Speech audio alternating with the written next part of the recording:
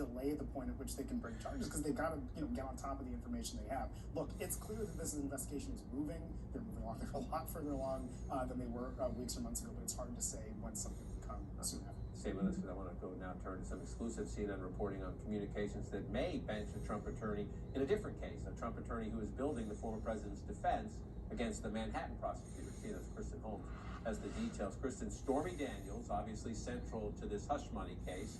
Joe Tacopina, a Trump attorney who we've seen on television in recent days, they have a history.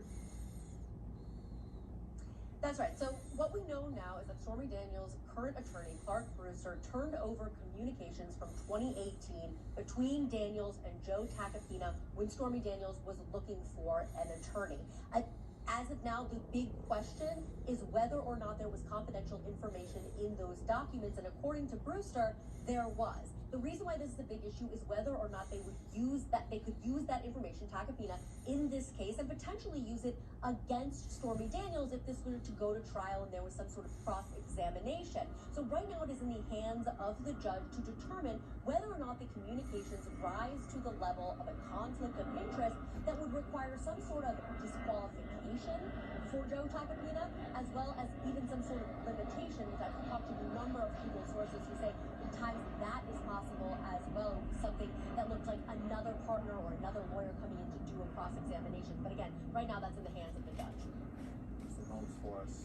Appreciate that update. Let's bring the conversation back in the room. Nothing involving these cases is ever clean or straight. There are no straight lines in any of these cases involving Donald Trump.